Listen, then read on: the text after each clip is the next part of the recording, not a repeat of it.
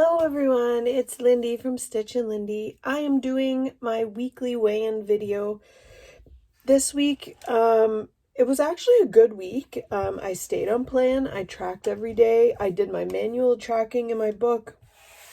I actually found out some information about my tracking book because a lot of people have been asking where I got it. So, my sister actually got it for me for Christmas, which she found it off somebody on a buy and sell site. And I actually have found out more information with me sharing it daily. Everybody keeps commenting on it. And somebody actually mentioned that this is a book from 2016, which I did know because it was on the back. But it's actually been discontinued. So I'm still searching to see if we can find... Hello, Miss Paigey. Hi. I'm still searching to see if we can find some more of these around. I've been searching the buy and sells to see if I can find any more. You are in my way. Okay, go on down and eat your lunch, okay? I just want to ask you something. What do you want to ask me? How do you spell Sock Boy and Lava Girl?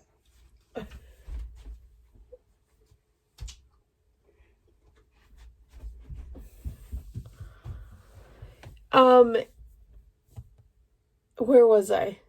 Oh, yes. So it's discontinued. It is from 2016, but somebody mentioned that a lot of discontinued WW stuff is actually sold on eBay. So I'm going to see if I can find anything on eBay. So that's my next hunt. I've been searching on all of the buy and sells, but I can't find them anywhere. And I actually can't even find the one that my sister got. So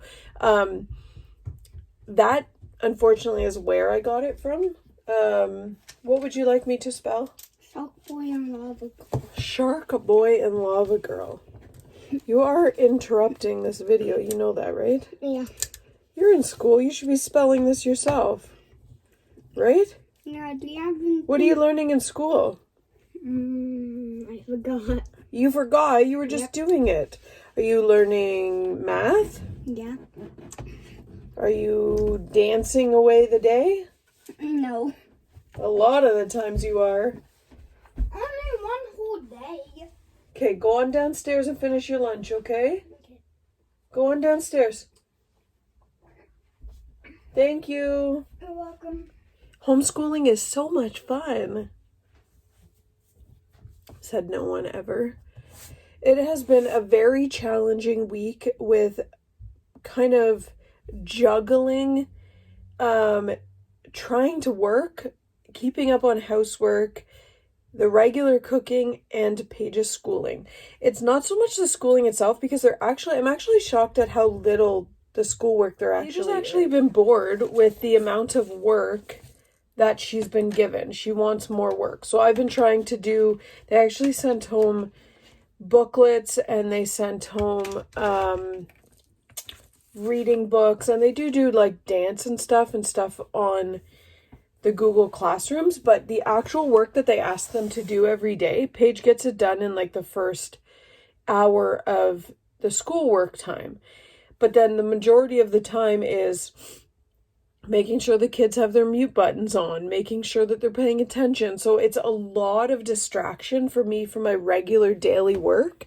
And it's just challenging trying to kind of juggle it. I'm thankful that this is the only week. Let's cross our fingers that we are not extending this school break after this week. So let's hope.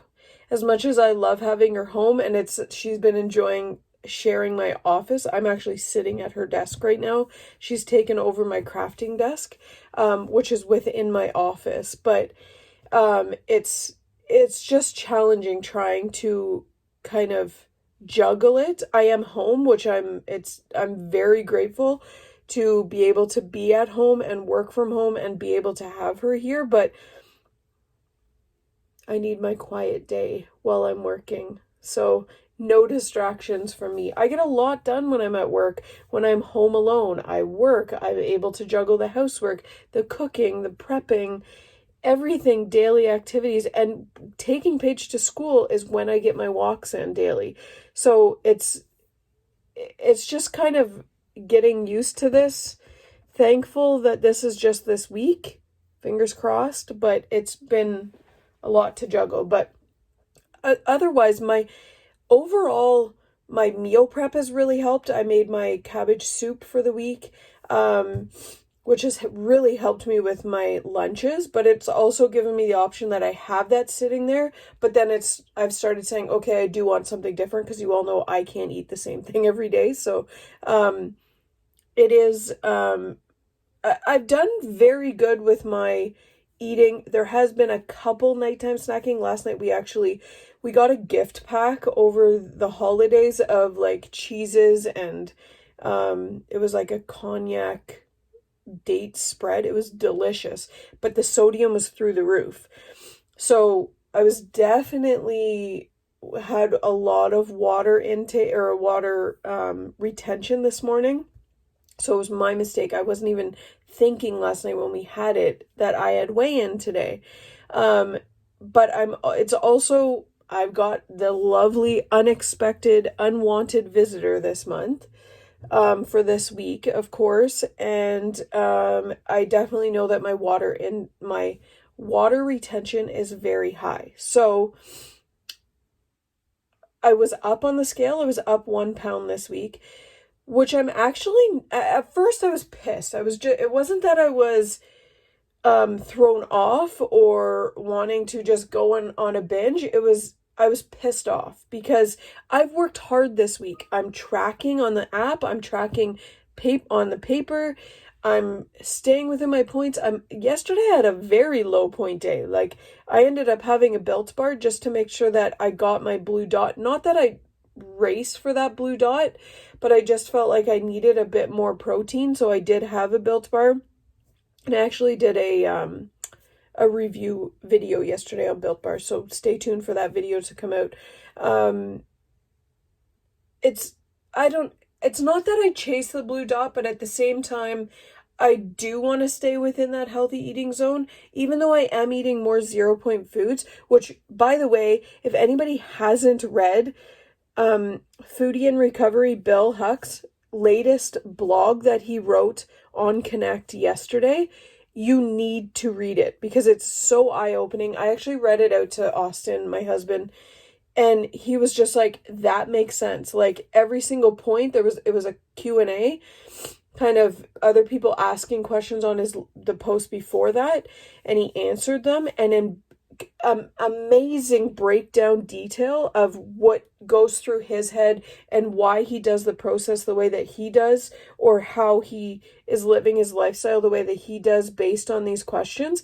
And it was just, we kind of dissected it as well, the way that we looked at it, and it was just like, yep, that makes sense. That makes sense. Because one of the biggest things that I took out of it, not that I took out of it, I already knew, Austin took out of it, was that Bill had answered a question about having trigger foods in your house. And plain and simple, he does not sugarcoat it at all. It was, if you can't break the habit of going to a 0 point food over eating cookies or chips or binging on pizza or having these high point trigger foods in your house, why do you have them in your house? That's plain and simple. And a lot of the times I hear, and I've said it myself, was I need to still live my life, which we are given the benefit of WW of saying that we don't need to cut out anything. We just have to fit it in. And that was another point, was that we kind of, and I said to Austin, and how I broke this down was, I've always lived this journey like kind of looking at it in a game sense. And I actually did make a vlog about this, was that you look at it as these are your points and what's your biggest bang for your buck. When you shouldn't really be looking at it that way. You shouldn't really be looking at it as, okay, this is this amount of points, but this is this amount of points, so this would be more fulfilling and I can get more out of this. Like, there's a lot of people that look at it, and don't get me wrong, it actually came out as, I'm pretty sure it was on one of the WW weeklies, where it showed like peanuts and raisins for this amount of points, or a bowl of popcorn with chocolate chips was this amount of points. So get your bigger bang for your buck. But, and that's, I actually thought back to that post when I read Bill's was, why do we need to play this game? Because it's really a mind game. And we constantly are saying that the mindfulness and the mind game and just our thought process is the biggest, it's 90% of this journey is that we need to make sure that we're in the right mindset. And to say, I would rather have popcorn and chocolate over peanuts and raisins, to me, that post was kind of mind-boggling. So that I didn't agree with WW. I'm pretty sure it was a WW post. Because even though, and that's the thing that we've got to look at the same time, is that having popcorn and chocolate chips, yeah, you're getting your biggest bang for the buck. But the points also with your peanuts and raisins, they are higher because they're higher in fat, but it's healthy fat. You're not eating chocolate, you're eating a peanut. So there's certain different ways that you've got to look at different things. And like, I love the way that Bill breaks it down. I'm kind of jumping back and forth through the points because it was amazing what he was saying. But on the first topic was that having these cookies in the house, yes, of course we're going to have cookies in the house because we have kids. But if that's something that's a trigger food for me, why can't we find something else that might not be a trigger food for me that the kids will still like? So that's why I go to, the kids will eat whole wheat bread, but I don't like it. I don't like whole wheat bread at all. White bread, all of us like, and is a trigger food for me. So if I am able to keep whole wheat bread in the house and not eat it, but if I come to the days where I'm very, very, very craving a starch or a bread of some sort, I know that the whole wheat bread is still there. It's an option that's a healthier option, but it's not something that's going to be so much of a trigger food that I'm going to want something else afterwards. I'm finding it really hard right now to cut out pasta. So that's where I'm kind of working on, is to cut out pasta. Can you put the cat down, please? She's always wondering why this cat is scratching her, but okay, leave Steve French alone. No. Okay. Go on downstairs, finish your lunch, okay? No, let the cat walk alone, please. Okay, turn around. Turn around. Kiss, kiss. I want to kiss. Kiss. Kiss, please. Kiss. He's not gonna kiss you. Go on downstairs and eat your lunch, okay? To the joys of children at home. So please leave the cat alone. I'm not gonna ask you again. He's not gonna give you one. You want a smack? No. Go on downstairs and eat your lunch. 1, 2, 3. Go eat. Go eat your lunch. The knuckle sandwich will be coming soon. No, but if I can't, I think there was, what was there? There was ice cream. Austin was still eating ice cream, and it was hard for me to not see that in the freezer. So I had asked him to put it out in the garage, and his response before was, if you can't control yourself, then there's an issue. Well, yeah, very good. There is an issue.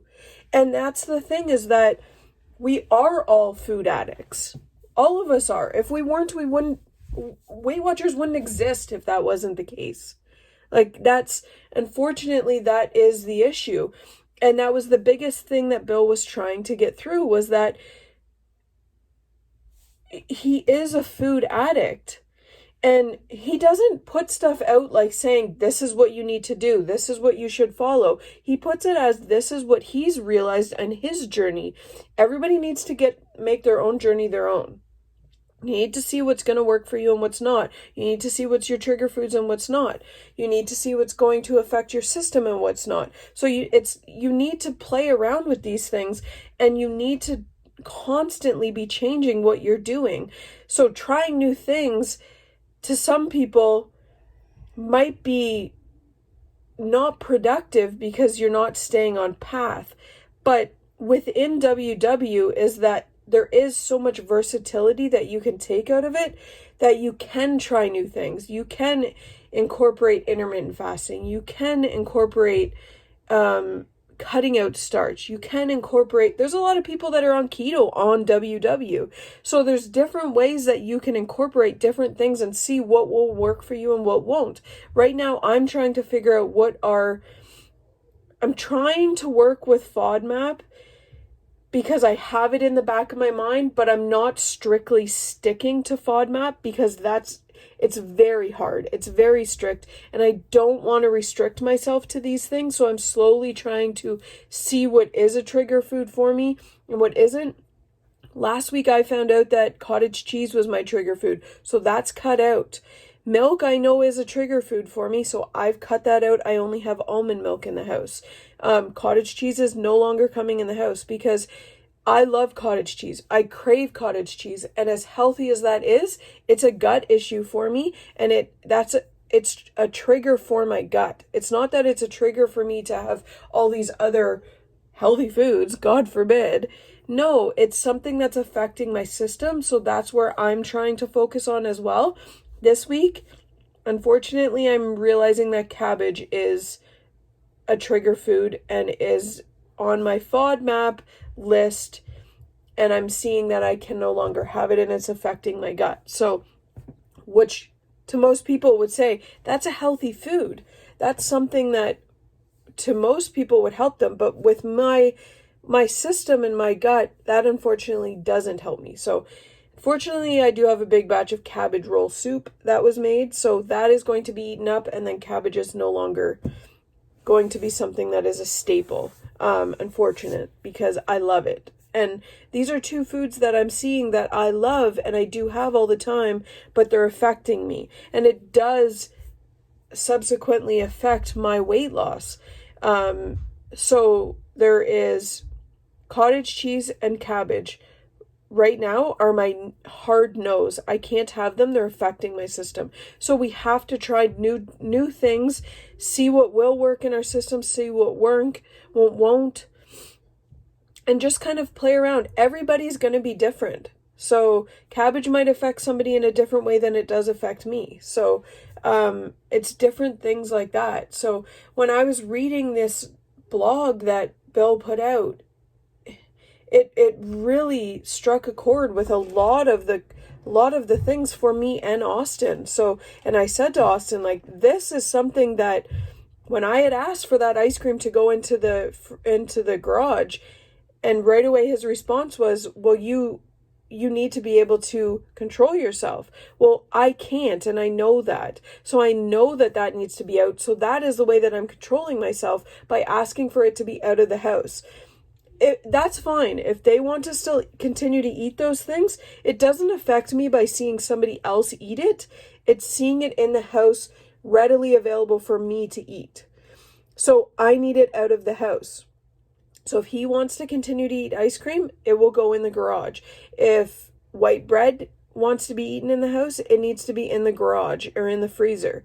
These are things that I know are my hard stops. I can't have them, or else I'm craving something else. I also know I don't know enough about eating vegan, because when I have a vegan meal, this child is going to be in trouble soon. She's going to be put in the garage soon. I don't even know where I was. She's gotten me completely off of track. But yes, these trigger foods are something that we need to make sure are not in the house. There's so many different things for every single person. That might be different. That might not work. Looking at it as it's a food addiction and not that... Oh, that's what I was talking about. The vegan meals. I don't know enough about vegan meals to know where I can get more protein from. And I know that I can sit down and I can research these and I can look into it more and I can try and find different options for me. Unfortunately for me, figuring out the foods right now that are not working for my system and is taking a lot of time for me. The meal prepping. just life in general right now with Paige at home, working at home, maintaining the house. It's too much for me. I can't put something else on my plate that's going to take up a lot of time for me right now. Otherwise, I'm going to be completely thrown off again. And I don't want to jeopardize what I'm working for right now to be thrown off again. I can't. It's not something that I am willing to sacrifice. I don't want to sacrifice what I'm already working towards. So right now, I'm working on seeing what foods are affecting my gut and eliminating them. That's what's working for me. Knowing what foods are trigger foods and keeping them out of the house or keeping them in the garage. Fortunately, I have children, and there are foods that they eat that I don't want to see in the house. So they will be staying in the garage. And it was an eye-opener for Austin. He agreed. He said, I understand this. I understand from this aspect of why you need to do this. The one trigger that I am seeing is when the nights that we do have a vegan meal, a lot of the times it's pasta. So that is something that I'm seeing is a trigger food for me. And it is causing me to, sure, I'm full after the meal, but then an hour later I'm hungry again and I'm going on a binge. So pasta is something that is affecting me, and I feel that needs to be something that is brought down to either once a week or once every 2 weeks, because I don't want to go on a binge at nighttime. So, I do, and I know a lot of people will say, well, there is the alternative of having the zucchini noodles. Zucchini noodles do not do it for me. I'm not fulfilled enough to have that as a fulfilling meal so that I can just be satisfied for the rest of the night. It's not enough for me.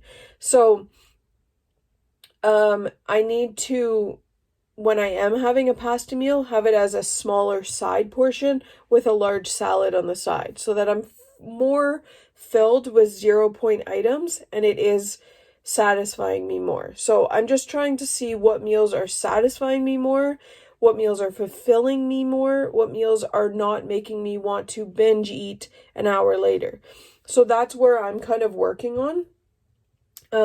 So I am unfortunately making 2 dinners for the both of us because Austin is eating vegan, but I cannot. So this week has just been kind of, I'm working on myself. As much as I don't like that I have been up on the scale, which it does irk me, being up a pound when I'm just trying to do everything right. But I do know the underlying issue. I did have cheese last night, so I probably have a lot of water retention from that. Plus, it is the time of the month, so I do have a lot of water retention due to that as well. So I know that if I just continue to stay the course, I continue to drink my water. There are a lot of foods that you can actually look up for when it is the time of the month for us women that you can eat. There's a lot of berries, watermelon, certain foods, drinking water. I know every time I say to family members or friends, you need to up your water, they always say I drink a lot of water.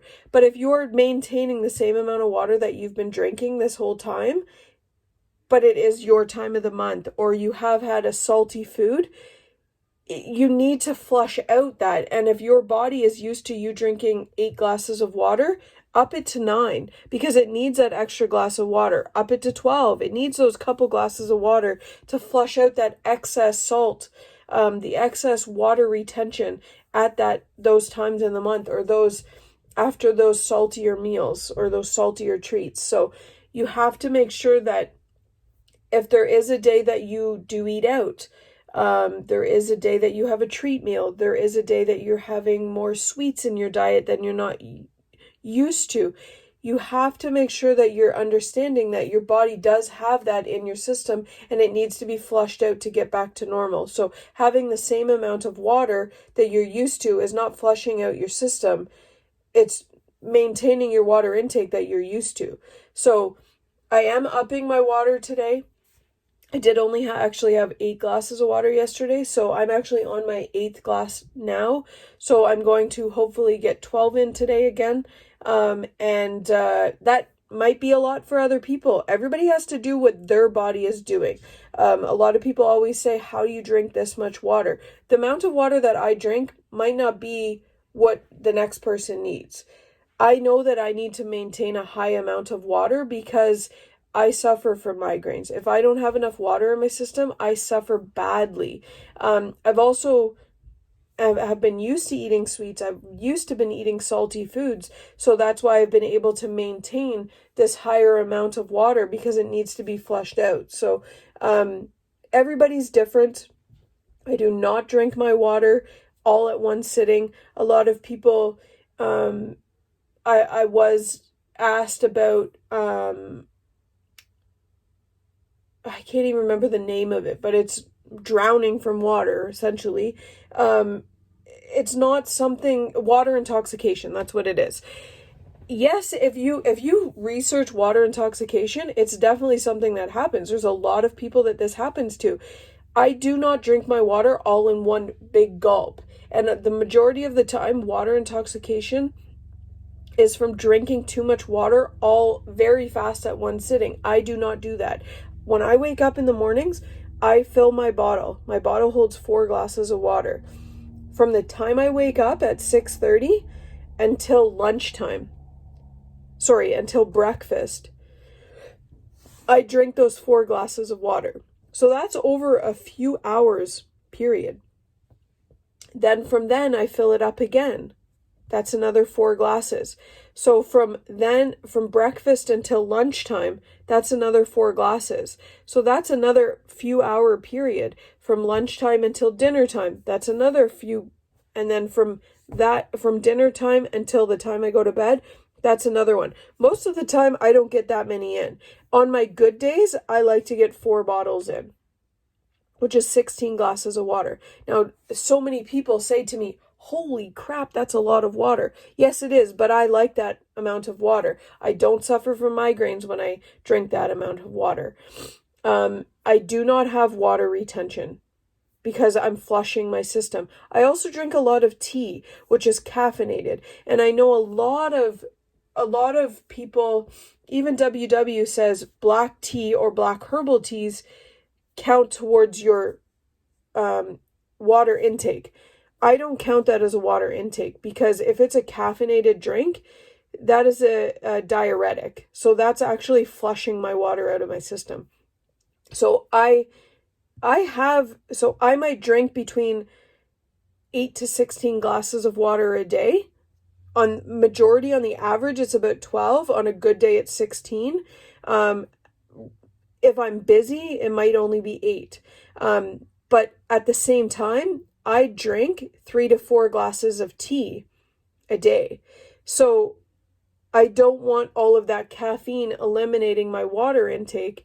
So that's why I'm drinking more as well. So there's so many different things that are going on in my day that I might look at and say, okay, I do need to get up to my 16 a day, or I do need to maintain my 12, or 8 might be fine. If I'm too busy and I'm not drinking a lot of caffeinated drinks, unfortunately, everybody has to figure out what will work for them.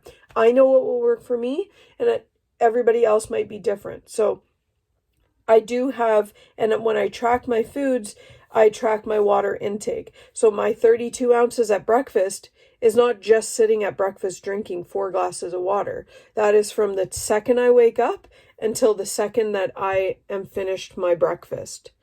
And then from there, I have another 32 ounces until lunchtime, and so on and so on.